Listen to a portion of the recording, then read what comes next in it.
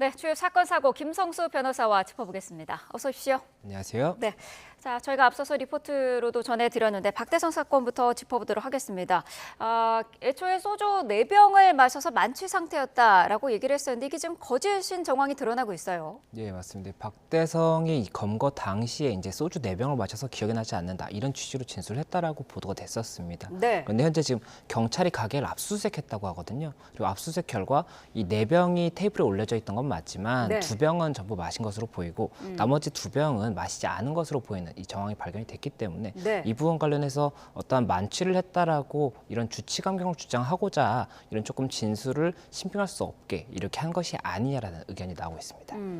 만취 여부가 이번 사건에서 좀 중요한 그런 부분인 것 같은데 처벌 수위에도 차이가 혹시 나게 되나요? 네, 이게 형법 10조에서는 이 심신 상실이라든지 미약에 대해서 벌하지 않는다거나 아니면 미약의 이 경우에는 이 형을 감경할 수 있다라는 명시적인 규정을 두고 있습니다. 그래서 네. 심신 상실 같은 경우 어떤 취지라고 볼 수가 있는 것이냐면 이 사물을 변별할 능력이 없거나 아니면 의사를 결정할 수 있는 능력이 없는 경우에 그런 경우에 한 행위에 대해서는 벌하지 아니한다는 규정이 있는 것이고 또 이러한 그 능력 자체가 미약한 경우가 있을 수가 있지 않습니까? 네. 그런 경우에는 형을 감경할 수 있다라는 겁니다. 그런데 이 부분이 이 과거에는 주치 감경이 이제 쟁점이 됐던 이유가 보통은 주치 상태에 있다라고 한다면 심신 상실보다는 심신 미약으로 보는 경우가 많은데 이 심신 미약의 경우가 인정이 되면 2018년 전까지는 법이 개정되기 전까지는 반드시 필요적으로 이 부분을 이제 감경을 해야 되는 거였습니다. 그런데 지금 같은 경우 이제 법이 개정이 돼서 네. 형을 감경할 수 있다라고 되어 있거든요. 아하. 그렇다 보니까 주치 상태가 인정이 되고 심신미약이라고 본다고 하더라도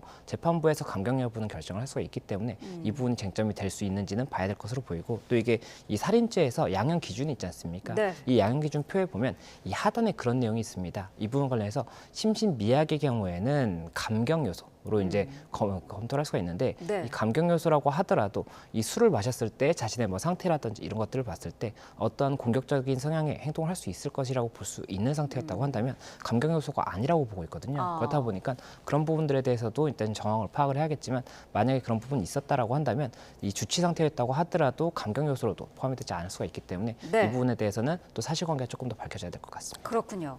박대성의 진술 또한 조금씩 바뀌고 있습니다. 지난 금요일 검찰 송치 전의 모습 잠깐 보고 오도록 하겠습니다. 범행 기억 아직도 안 나십니까? 기억 안 나요? 죄송합니다. 기억 전혀 안 나요? 조금씩 나고 있습니다. 조금씩 어디까지 기억이 나요? 피해자에게 아직도 사과하실 생각 없으십니까? 유가족한테 사과하실 마음 없으세요? 전 국민이 분노하고 있는데 할 말 없나요? 죄송합니다. 피해자에게 하고 싶은 말 없나요? 죄송합니다. 네. 술에 취해 기억이 나지 않는다에서 조금씩 기억이 난다로 바뀌었거든요. 이거 어떻게 봐야 될까요?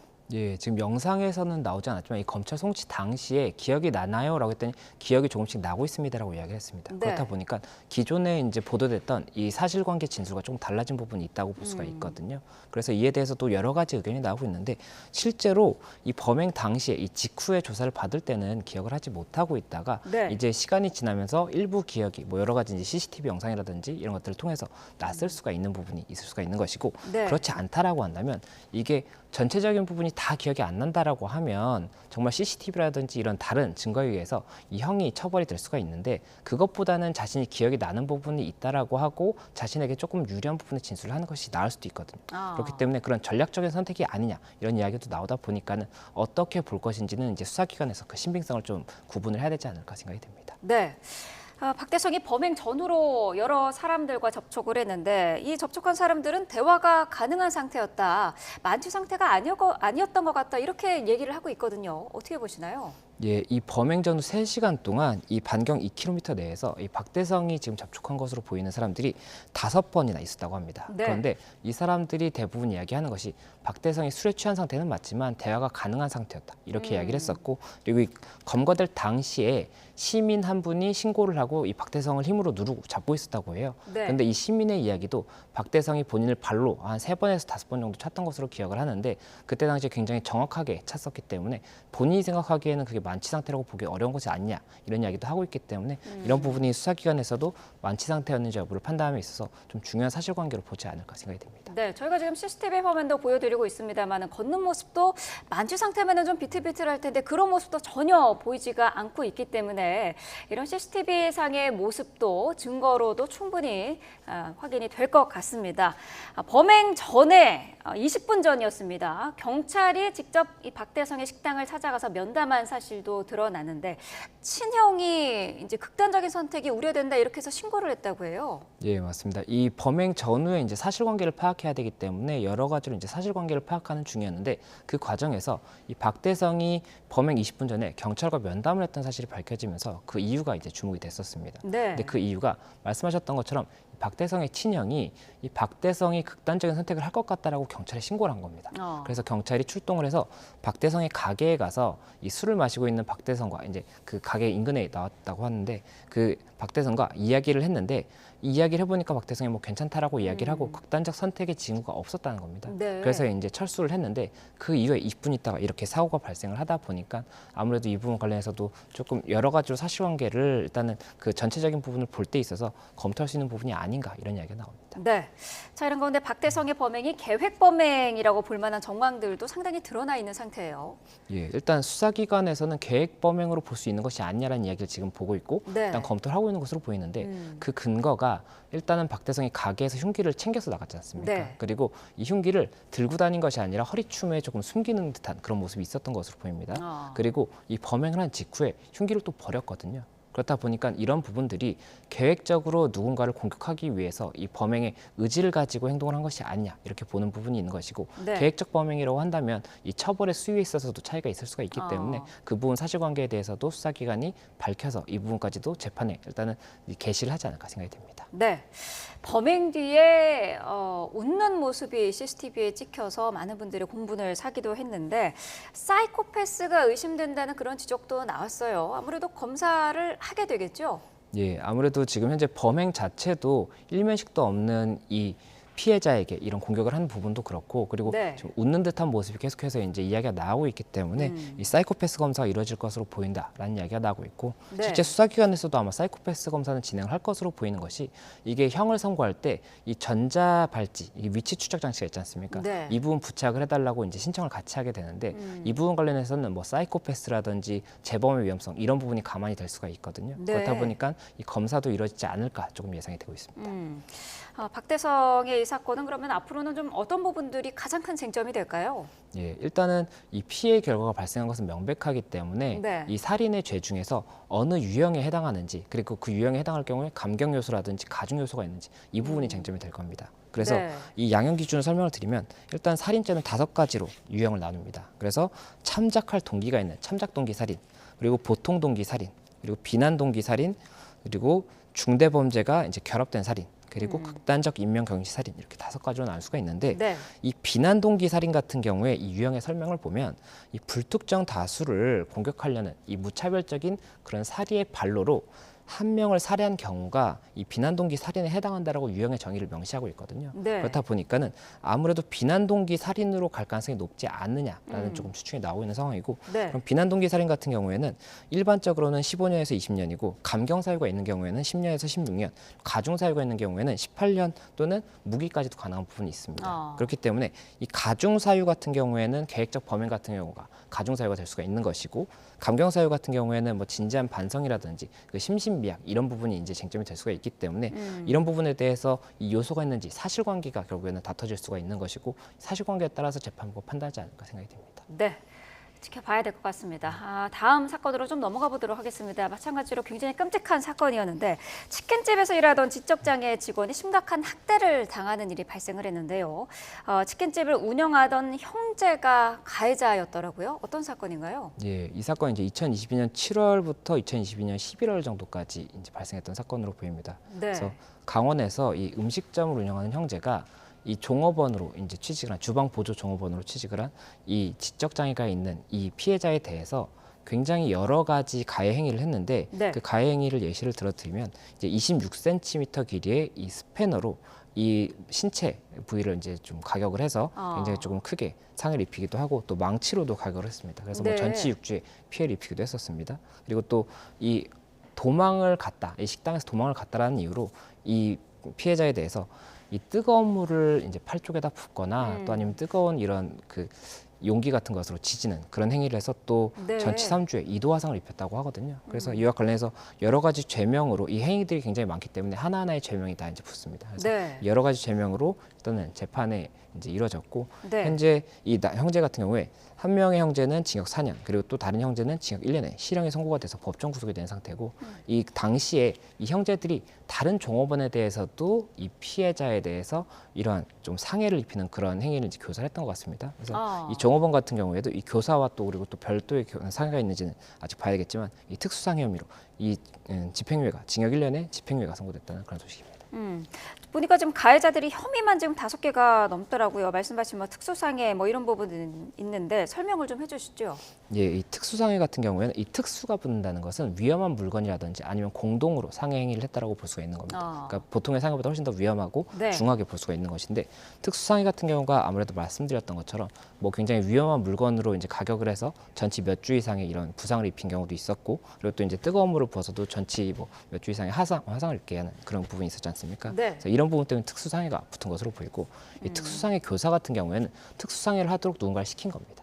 그렇기 때문에 말씀드렸던 것처럼 이 종업원이 아마 이 당시에 교사의 대상이 됐던 것이 아닌가 생각이 드는 부분이 있고 또 네. 이제 사기 공갈, 특수절도 이런 부분이 있는데 이 사기 공갈 같은 경우에는 이 형제들이 이 종업원에 대해서 이 다음에 도망가면은 1억 6천만 원을 지급하겠다라는 차용증을 작성을 하게 하고 날인을 하게 했다고 해요. 그리고 네. 그 다음에 그 부분 돈을 이제 받아야 된다면서 이 종업원의 어머니 집에 가서 70만 원 정도를 절취한 그런 혐의가 있었기 때문에 이런 부분이 이제 절도가 붙은 것이고 이 네. 공갈 부분 같은 경우에는 이제 1억 6천만 원을 뭐 줘야 된다라고 해서 금전적인 이익을 이 공갈을 통해서 받게 되면 공갈죄가 성립이 되는 거기 때문에 네. 이런 부분들이 있었던 겁니다. 그리고 또 특수 강요 부분도 있었는데 강요 행위를 해서 어떤 의무 없는 일을 하게 하는데 이 특수한 이런 위험한 물건이라든지 공동으로 이런 부분 강요를 했기 때문에 특수강요가 됐던 그런 사건이고 굉장히 죄명이 많다 보니까는 아무래도 조금 중하게 처벌이 돼야 되는 것이 아니냐 이런 얘기가 나왔던 것입니다. 네. 심각한 학대가 이루어진 건데 말씀하신 것처럼 보니까 지금 1심에서는 징역 4년 그리고 징역 1년 이렇게 선고받은 거거든요. 형량이 좀 너무 적은 거 아닌가요?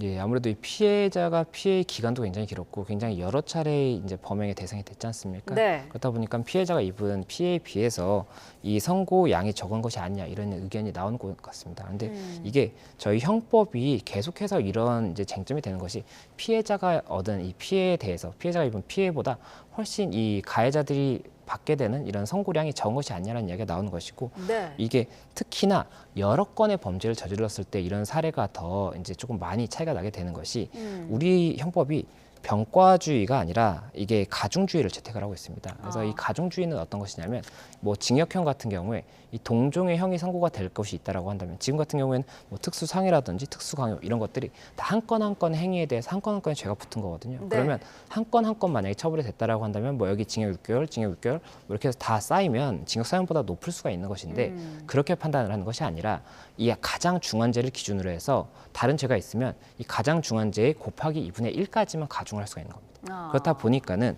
이 부분 관련해서 병과주의로 했다라고 한다면 더 많은 죄를 저지른 사람이 더 중하게 처벌이 될 텐데 네. 이게 아무리 많은 죄를 저질렀다고 하더라도 하나의 이제 사건으로 재판이 되면 가장 중한 죄 하나에 곱하기 2분의 1까지밖에 되지 않다 보니까 이게 이 사람들이 느끼는 이런 법 감정과 다른 부분의 판단이 나온다는 것이죠. 그래서 그런 부분 관련해서는 과거부터도 병과주의를 채택을 해야 된다라고 이야기를 하는데 지금도 현재 병과주의가 있긴 있습니다. 그런데 이게 동종이 아니라 징역이랑 벌금이 선고되고 이런 경우는 이제 병과를 할 수가 있지만 네. 이게 아니라 저희가 지금 이야기하는 병과주의라는 것이 원해지는 부분은 징역형의 경우에도 영미법 같은 경우에는 정말 이걸 다 병과를 하거든요.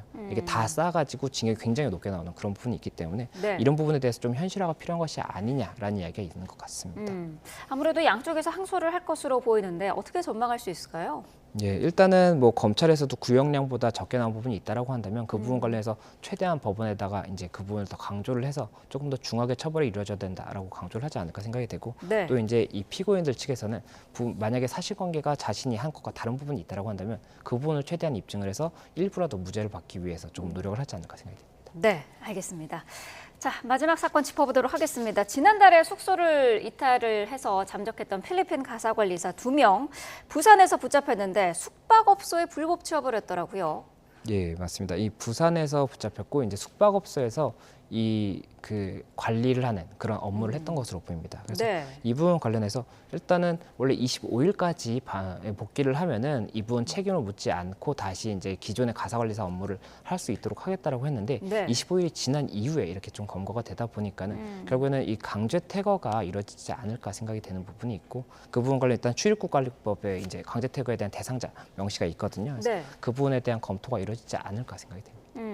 만약에 이렇게 강제 퇴거가 되면은 그동안에 뭐 벌었던 자금이랄까요? 그런 거는 어떻게 되는 건가요? 가지고 갈 수 있는 건가요?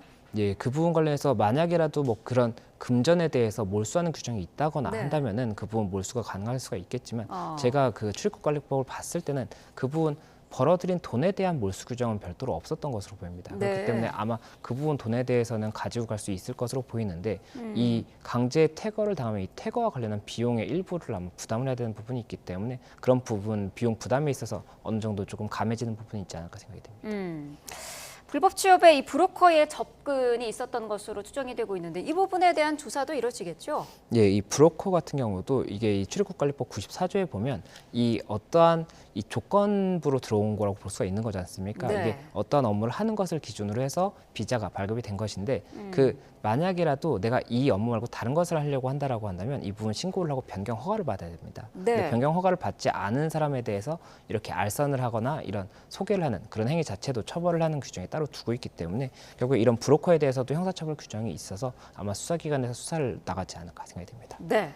사실 시범 사업 시작 당시부터 이 무단 이탈 우려가 있었던 그런 상황이었는데 낮은 임금과 처우에 대한 불만이 있었다고 합니다. 이번 사건의 계기로 좀 변화가 생긴다고 해요. 예, 맞습니다. 이번 이탈 이후로 이제 서울시라든지 노동부 이런 쪽에서 왜 이런 문제가 발생했는지에 대해서 검토를 시작을 했습니다. 그리고 네. 실제로 이제 이 간담회를 통해서 어떤 부분이 문제가 있느냐 이런 이야기가 나왔었는데 지금 일단 나왔던 부분 중에 하나가 기숙사를 사용을 하고 있습니다. 근데 이 기숙사가 이 통금이 있었다고 해요. 현실적인 네. 통금이 있어서 그 부분 관련해서 이 가사 관리사들이 조금 불편을 많이 이제 느꼈기 때문에 이와 관련해서는 이런 통금이 없도록 하겠다는 그런 취지의 지금 답변이 나오고 있는 상태이고 그리고 네. 이 급여에 대해서도 이 금액적인 이야기도 있었지만 금액적인 이야기보다 지금 현재는 이 격주로 지급한다든지 뭐 매주 지급하는 그런 부분 관련해서 필요한 부분이 있다는 이야기가 나오고 있거든요. 그렇다 보니까 이 월급제가 아니라 뭐 주급제라든지 격주 지급제 이런 부분까지도 검토를 하겠다 이런 얘기가 나오고 있습니다. 밤 10시 통금은 근로기준법 위반이 될 수도 있는 내용이라고 해요. 예, 이게 근로기준법에 보면 이 98조에서 이 기숙사를 사용하는 경우에 기숙사를 사용하는 이 근로자의 사생활을 침해하면 안 된다라고 명시를 하고 있습니다. 네. 그런데 지금 이게 현실적으로 이제 침해를 한 것이 아니냐라는 이야기가 나오다 보니까 이 부분 침해가 있었다라고 한다면 법에 위반이 있기 때문에 이 부분을 개선을 하겠다. 지금 현재 그런 상황입니다. 그렇군요. 자, 체류 기간도 7개월로 제한이 되어 있었는데 이 기한도 늘리기로 했습니다. 비자상의 문제는 없을까요? 예, 이렇게 비자가 지금 현재 이 취업 관련 비자가 나온 것이기 때문에 이 비자가 3년까지 연장이 가능한 것으로 알고 있습니다. 그래서 지금 현재 이 7개월만 하고 다시 돌아가는 것이 아니냐 이런 불안감 때문에 또 이런 이탈이 있던 것이 아니냐라는 의견이 나오고 있기 때문에 이 부분 관련해서도 이 3년까지 연장이 가능한 부분을 긍정적으로 검토를 하겠다. 지금 네. 이렇게 이야기가 나오고 있습니다. 알겠습니다. 자, 주요 사건 사고 자세한 내용 짚어봤습니다. 김성수 변호사와 함께했습니다. 오늘 말씀 감사합니다. 감사합니다.